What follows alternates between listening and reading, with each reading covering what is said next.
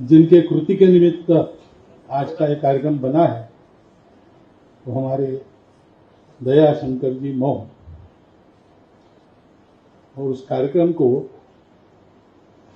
चार चांद लगाने वाले एक तो हमारे दया शंकर जी वक्ता है और वेद प्रकाश जी वक्ता है। ये मैंने आपको बताने की जरूरत नहीं।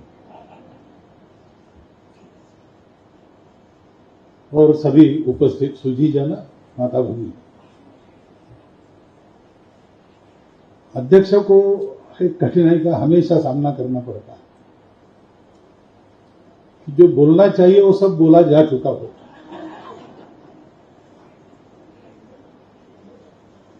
लेकिन उसको एक सहूलियत भी रहती है कि नया न बोले तो भी चलता है। और समय की कमी इसके कारण ये बाधा नहीं बनती, क्योंकि थोड़ा बोलने से काम हो जाएगा। वास्तव में जो कृति है उस पर और ऐसे 10 व्याख्यान होने चाहिए, ऐसी उसकी योग्यता है। क्योंकि उसको ऐसा योग भी प्राप्त हुआ है। पंडित दीनदयाल जी, उनका जन्मदिन है। कविवर्य रामधारी सिंह दिनकर जी का जन्मदिन है। उनकी जो कविता है उनका भी ऐसे ही था, उनका जीवन भी वैसा। पटना में रहते थे, 6 साल वो जहां रहते थे वहां निकट रहने का मुझे सौभाग्य मिला और उनके पुत्र से मुलाकात 2-3 बार हुई। उनके बारे में जो वहां सुना तो ध्यान में आया कि ये कविता केवल उनकी बुद्धि की प्रतिभा नहीं थी, उनके आत्मा की आवाज थी। ऐसे 2 विभूतियों का जन्मदिन ये मुहूर्त निकला। मैं आ सका, मैं भी सुबह दिल्ली से आया, वापस जा रहा हूं रात को, ये दिन मिल गया। और ऐसे 2 महान लोग मिले सारा मंडन करने के लिए, विषय आपको समझाने के लिए। और स्वयं जो कृति जिनकी है वो अपनी पूरी शक्ति लगाकर उन्होंने भी इस तत्व को जीने का प्रयास किया है। तो इसलिए ये कृति इस श्रेणी की है जिसको ये सारे सुयोग मिले, और इसलिए उसमें एक सामर्थ्य है कि फिर से स्मरण दिलाकर वो हम लोगों में कुछ जगा सकते हैं। तो पाठक तो हमेशा कम रहते हैं, दर्शक ज्यादा रहते हैं। और बताई हुई बात कम समझ में आती है, देखी हुई बात तुरंत समझ में आती है।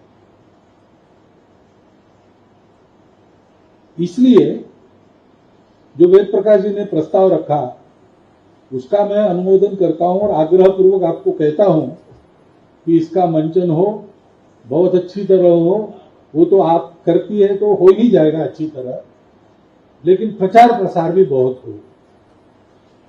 तो उसमें कोई आपको सहायता प्रचार प्रसार की लगेगी तो वो हो जाएगी, लेकिन ये होना चाहिए। क्योंकि दुनिया को देखिए या देश को देखिए, हम लोगों को किस बात की आवश्यकता है?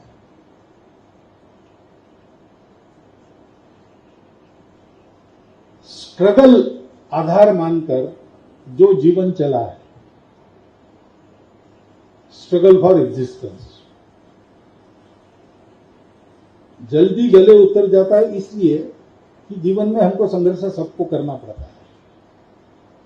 कम ज्यादा सारी बात, किसी को कम संघर्ष करना पड़ता है, किसी को अधिक करना पड़ता है, परंतु संघर्ष के बिना जीवन में यह अनुभव करते हैं। परंतु उस संघर्ष में एक समन्वय छिपा है, उसको मूर्त किया जा सकता है। ये दुनिया को गत 2000 वर्षों में पता नहीं, और इसलिए उस अधूरे आधार पर सारी बातें चली। तो पिछले 2000 वर्षों में सारे प्रयोग हुए हैं। ईश्वर को मानकर या ईश्वर को न मानते हुए जड़वाद का सहारा लिया, व्यक्ति को प्रमुख मानकर या समाज को प्रमुख मानकर। शुरू हुए तो प्रामाणिक हेतु से ही शुरू हुए होंगे, लेकिन सब प्रयोग कोई तंत्र दे गए, लेकिन जीवन में सुख शांति लाने में सब असफल है। भौतिक विकास चरम पर पहुंच रहा है, लेकिन भौतिक विकास के कदम मानवता को विनाश की ओर ले जा रहे हैं, ऐसा दुनिया के सारे चिंतक मानते हैं। तो इसका उत्तर क्या है? इसका उत्तर हमारी परंपरा के पास है, क्योंकि इन सारी बातों को मानते हुए हमने किसी को रिजेक्ट नहीं किया है, हमने सबको स्वीकार किया है, जैसी हमारी परंपरा है। आस्तिक दर्शन भी है, नास्तिक दर्शन भी है, चार्वाक का भी लोकायत दर्शन है, उसको दर्शन का दर्जा है, क्योंकि विचार अपने अपने अनुभव से आते हैं। सत्य तो अभी बात हो रही थी हमारी, सत्य तो अनिर्वचनीय है। सत्य क्या है ऐसा पूछने पर जो बोलता नहीं वो ज्ञानी है। जनक राजा की सभा में ऐसा हो गया कि ब्रह्म जो जानता है उसको ये 1000 गायें मिलेगी, कौन जानता है? तो याज्ञवल्क्य मुनि खड़े हुए, उन्होंने अपने शिष्यों को कहा गाय लेकर चलो। खड़े हो गए लोग, अरे आपने बताया नहीं, उत्तर नहीं दिया, कुछ कैसे ले जा सकते?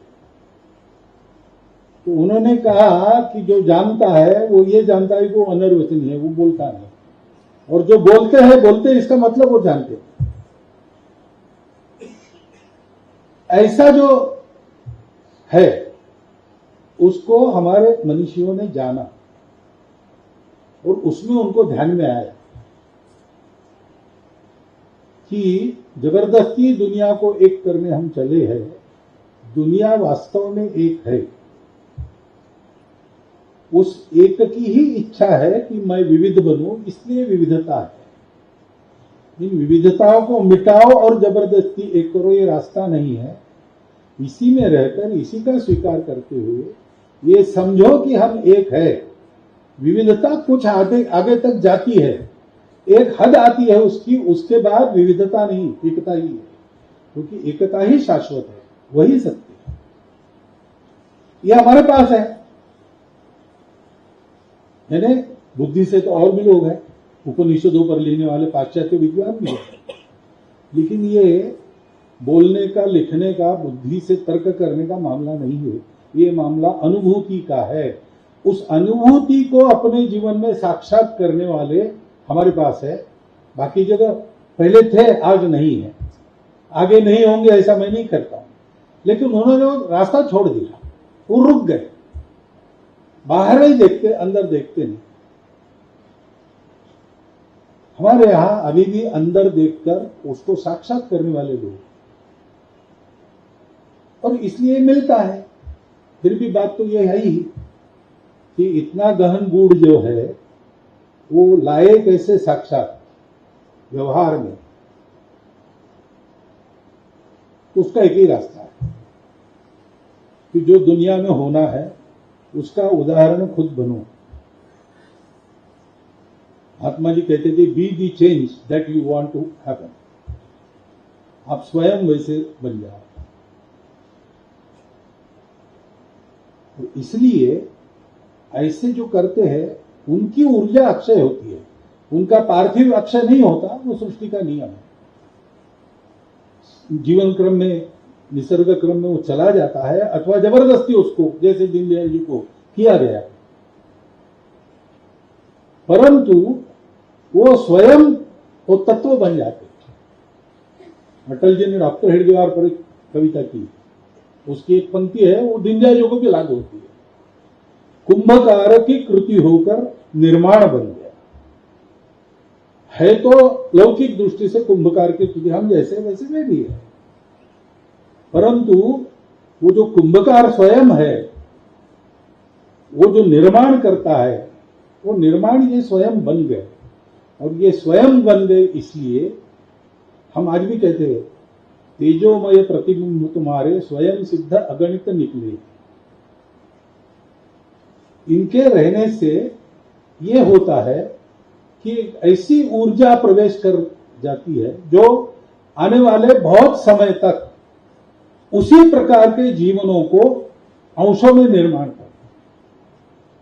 और ये ऊर्जा के पुंज इतने बलशाली होते हैं कि हम कहते हैं कि तुम्हारे इस तेज का एक कण मिल जाए तो उससे हम सारा जीवन आलोकित कर देंगे, सारा जगत आलोकित कर देंगे। तो इसलिए अभी जो आपने सुना है जीवन के बारे में, और कहानियां जोड़ता नहीं हूं मैं इससे, लेकिन ये बात है कि हमने जितना सुना है हम हृदयंगम करें। सुन के ऐसा लगता है, दयाशंकर जी वक्ता कह रहे थे बाद में कि आज के पीढ़ी के बीजेपी के कार्यकर्ता की कहानियां सुनते हैं तो उनको विश्वास नहीं होता कि ऐसा हुआ, क्योंकि वो इतने ऊपर है। लेकिन उतने ऊपर हम सब पहुंच जाएंगे संभव नहीं और आवश्यक भी नहीं है। हमको यही कहना चाहिए मराठी में, तुझे तेज अंगी शतांश जरी, शतांश कण आपके तेज का मिल गया, उजाड़ूनी देहू दिशा दाही दाही, 10 दिशाओं को हम उजाला दे सकेंगे।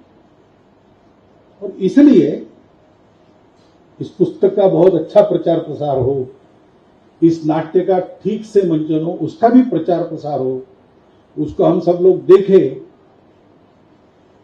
और उसमें कोई एक कण हम भी अपने पास जमा करें। और फिर ऐसा भारतवर्ष खड़ा होगा कि आज जो दोनों वक्ताओं ने बात कही है, अधिकांश जीवन की बात दयाशंकर जी ने कही और तत्व की बात वेद प्रकाश जी ने बताई, इन दोनों बातों को प्रत्यक्ष व्यक्तिगत और अपने सामूहिक जीवन में साकार करने वाला व्यक्ति भारत का खड़ा होगा, भारतवर्ष खड़ा होगा। यह होने के बाद सारी दुनिया जो लड़खड़ा रही है उसको रास्ता मिलेगा, क्योंकि मूल बात यह है एकात्म विचार नहीं है, समग्र विचार नहीं। उस चिति के आधार पर सारी दुनिया चलती है, वो दुनिया की मूल चिति का अनुभव नहीं है। साक्षात्कार तो प्रत्येक आदमी नहीं कर सकता, परंतु ऐसे आदमियों के आलोक से प्रकाशित अनेक जीवन, उस महादीप से जले अनेक दीप, ये उजाला देते। वो भूमिका हम सबकी है, वो भूमिका भारतवर्ष की सारी दुनिया में है। उस भूमिका को, उस भारतवर्ष को तैयार करना है, उस भूमिका के लिए, उसके लिए हम सब लोगों को संकल्पबद्ध होना पड़ेगा। दीनदयाल जी के जन्मदिन पर, उनके जीवन पर एक नाट्य का अगर विमोचन यहाँ हो रहा है और हम सब लोग उस निमित्त यहाँ पर एकत्रित है, तो केवल भाषण सुने, मनोरंजन हुआ, अच्छा लगा, यहाँ तक गाड़ी रुकनी नहीं चाहिए।